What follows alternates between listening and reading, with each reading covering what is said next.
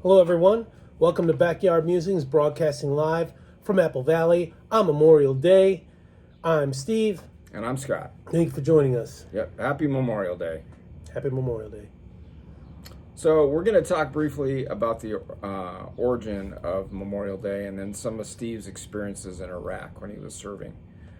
General Order Number 11 from Headquarters, Grand Army of the Republic, May 5th, 1868, is designated for the purpose of strewing with flowers or otherwise decorating the graves of comrades who died in defense of their country during the late rebellion, and whose bodies now lie in almost every city, village, and hamlet, churchyard in the land. This is exactly why you see soldiers decorating graves on Memorial Day. There is no form or ceremony. People on their own are encouraged to arrange such fitting services and testimonials of respect. So here is Steve's way of honoring the fallen with whom he served. So today I'm going to talk about some of my experiences in Iraq. Not going to talk about Afghanistan. Lost some soldiers. I was in the 372nd Engineer Group. I was a battle captain in the S3 shop, the operations shop. So I wrote the plans for the missions, the orders, and gave it to downtrace units, and they executed. And then I had to track status of those missions. So we're going to talk about some of them. Right here is the memorial pamphlet for some Marines that were killed, and this is from Iraq. Right, there were 3 Marines that were killed: Lance Corporal Patrick R. Adel, Corporal John H. Todd III, and Sergeant Alan D. Sherman.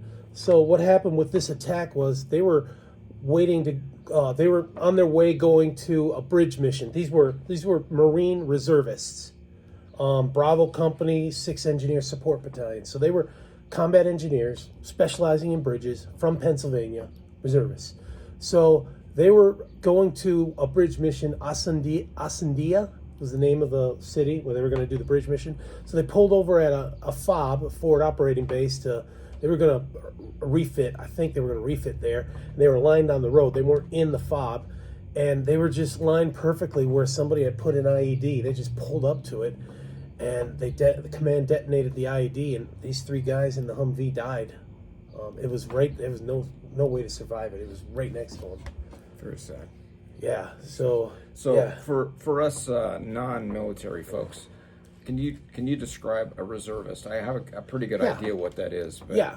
So the reservists do part-time weekend warriors. One weekend a month and 2 weeks out of the year, maybe 3 weeks out of the year, they do missions to hone their skills in their military occupation specialty. Officers, enlisted, chief warrant officers too. They all work together.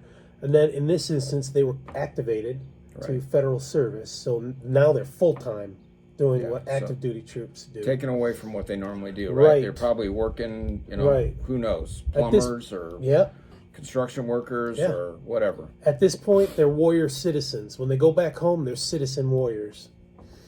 So they're active duty. So this company, they got beat up. So this happened right after 4th of July, and the first sergeant was reading of the service record, and the commander, the Captain Bakian, also gave an address.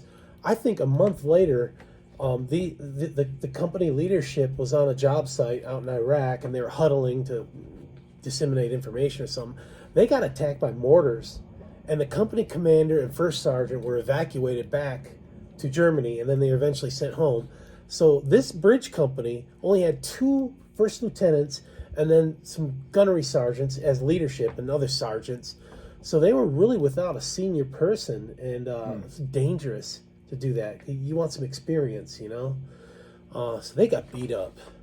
So anyways, that's the sad situation. Yeah, that's one of Bravo Company. Many. Yeah, so they were bridge company. So they did Maybe Johnson bridges and Bailey bridges. They specialize in Bailey bridges. They had to learn Maybe Johnson there. They had to go through classes. So that's what we used over there. So when you say that a couple of their senior officers were taken out of there because of the attack, right? Yeah. So injured. Would it be normal standard operating procedure for them to replace those people? Well, they were reservists, so You go with what you get. You go with what you get, and it's not like they'll call up someone from the rear. There's nobody in the rear. Maybe this battalion headquarters, the 6th Engineer Battalion, might try and send someone over there, or we might reshuffle officers. Combine. We did that with the next story I'm going to show you. Yeah, that I'm going to tell you about. They might reshuffle, but they didn't do that because we had no other Marines. Gotcha. This was the only Marine unit we had. They're not going to accept an Army captain in command. It's a joke. I get that. They won't do that because we don't know how they do things. They do things differently. Yeah. Okay, so the next I'm going to talk about was really deadly, and it was an ambush in Al Amra, which is in the south and I think southwest of Iraq. Very deadly place, and we didn't know that. It was a mission to escort the 1151st Engineer Detachment, which they were at Abu Ghraib, and I was there partially doing construction, but they did the facility construction over there, and so they were ready to come back home. An engineer detachment is probably about 40, 30, stronger than a platoon, but not a company. Definitely not a company. So 45 maybe, commanded by a captain. And so they were ready to come back, but they didn't have any heavy guns for the convoy. Right? They had to. This equipment was from their home station, so they had to take it back. So they were a down trace of the 84th Engineer Battalion. We're going to be talking about this too in the same attack. And two of the 84th soldiers died. None of the 1151st died. So the 84th kind of organized all the intel and the research and the route and everything, and then Alpha Company was tasked with executing.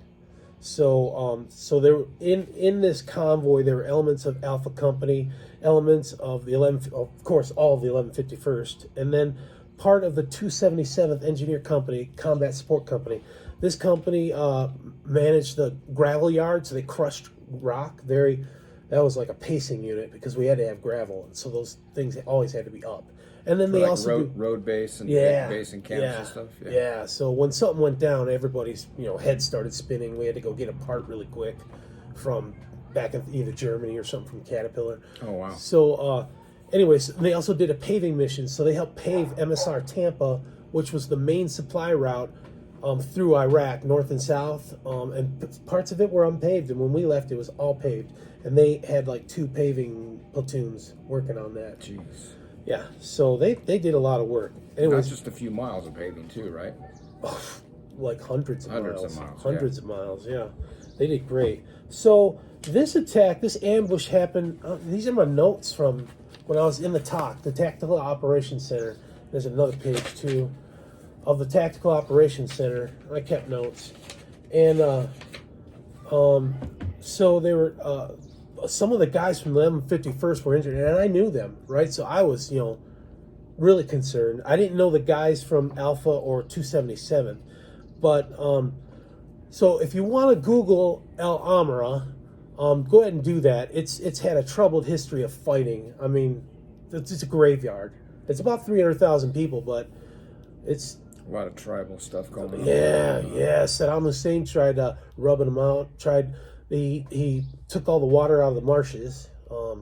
He used pumps to get that, and then he tried building dams to restrict water because there was a rebellion down there against him. These guys they didn't like anybody but themselves, And the Brits moved in, and they attacked the Brits, and then they attacked us just going through their city. Wow. Right? I probably would have tried to go around the city instead of in a population of 300,000.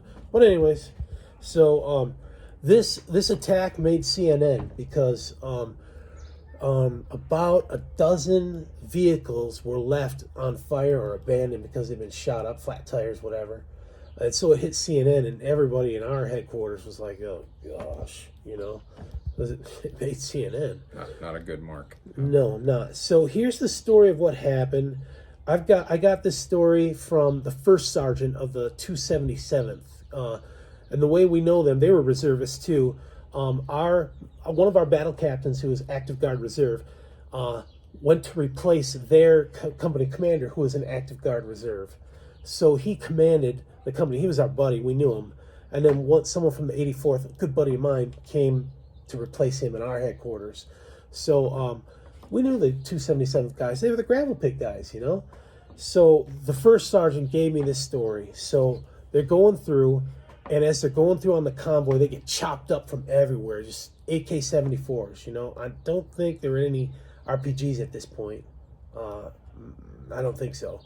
But they got chopped up, flat tires, so they had to stop, wounded, dead, and the guys that were, these guys that were killed for the 84th, they were still, when they got hit, they were still on their machine gun firing. I mean, it was until the blood ran out and they died, you know. Amazing. It's crazy. And so eventually they got out. They regrouped, and the British came and got them, and the Brits took them back to their base because that was a British area. So the first sergeant of the 277 told me the story. He said two of his guys were in a Humvee, and they got chopped up. Humvee's not workable. I think he said they popped a grenade to destroy the radio. The radio was sensitive equipment, and then they took off to try to get out of the city. So they were pretty much abandoned. The convoy kept going on, right? They're abandoned. So they went to this. They're running from these insurgents, you know, house to house, and they see this tower. They thought, okay, let's get up on the tower so we can see, you know, maybe we can spot the convoy where they are and go in that direction, right? So they get to the tower and they go up. It's maybe a 30-foot, 20-foot tower. And now the insurgents are below firing at them, and they're firing back down at them. And one of the insurgents brings up an RPG ready to go, so they jump. Oh, geez. Full battle rattle. The battle rattle is probably about, in a combat convoy, is probably 40 pounds. The plates, grenades, ammunition, your helmet, your rifle, in addition to your body weight. So you come down like an anchor, right? So one of the guys, I think, hurt his knee, and the other guy was helping him. So they killed those guys that were shooting at him, right? And then they headed off to the direction where they saw to go. They got to this field, and they're being chased at the same time. They're being chased, like, you know, imagine people a block back chasing them. And so they get to this open field, and the first sergeant described it like there was phosphorus something in the field. So when they were running through, they were kicking up phosphorus on their boots so that you could see them. Maybe it was about twilight, you know? Wow. So they got to the other side, and they hunkered down, and these people are firing at them, and they're firing back. They're taking people out, right? They're injured. And then they make it to a main road, and they start walking on the main road, get to a checkpoint, a British checkpoint, and that British checkpoint radios back, oh, we've got 2 survivors. And so the Brits come out, and they take them all back to the hospital. So a couple of these guys, Amazing story. so the 1151st guys, they were medevac back to Anaconda where we were, and I went right to the cache, right to the hospital, and I saw these guys, and they shot up in the neck, and they had the little bullet that they took out in a glass tube, and I knew these guys because I was just with them at Abu Ghraib. You know, my heart went out to them. But this for the 84th killed in action, Staff Sergeant Oscar D. Medina. He was on the machine gun working it till he died. And then Specialist Ramon Ojeda. The only thing I know about Specialist Ojeda was that his wife was also active duty, deployed to Iraq, same time he was. So their child, they have a child, was in the care of Ojeda's parents. So his grandparents watching while they deployed. And so just imagine you get killed, And he's from your San leadership. Diego. This is from San Diego? Yeah. He was from San Diego. So the leadership comes in to tell the spouse, well, your husband's just been killed. I mean, you're a basket case, you know? You're like, what? So she was evacuated back to be with the son and the remains of her husband.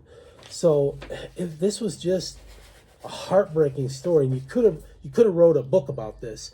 And if you Google Al Amra, you'll see that some of the Brits wrote books about their experiences in Al Amra. In this particular... Yeah, so the 2nd of May, 2004 is when this went down. And I remember these guys every year. I open up the book and I remember these guys. That's what I do. I've never been shot at, luckily. But these guys gave the ultimate sacrifice. And as well as many others. Many others. So. All gave some gave all. And yeah, so when you're going to your sale or out to Barbecue. barbecue or whatever. Yeah, remember about the people that gave their all. If it weren't for those men and other men like them, we'd be speaking with a British accent, or we'd be speaking German, Yeah, or we'd be speaking Japanese. yeah, They're the ones that walked the wall with the rifle and protected us so that we don't have to do that, so that we can have our First Amendment rights, so we can burn a flag if we want to, or speak out. call somebody out or Yeah, whatever. Yeah, yeah, That's- they protected those rights. yeah. Our And I rights don't like flags are burning. amazing. No, I don't like flags either. burning, but you have that right to do that. Yeah, I'll jump in and try and save the flag, but yeah. you have that right. All right, folks, thanks for joining us. We'll see you tomorrow. Enjoy your Memorial Day. Take care.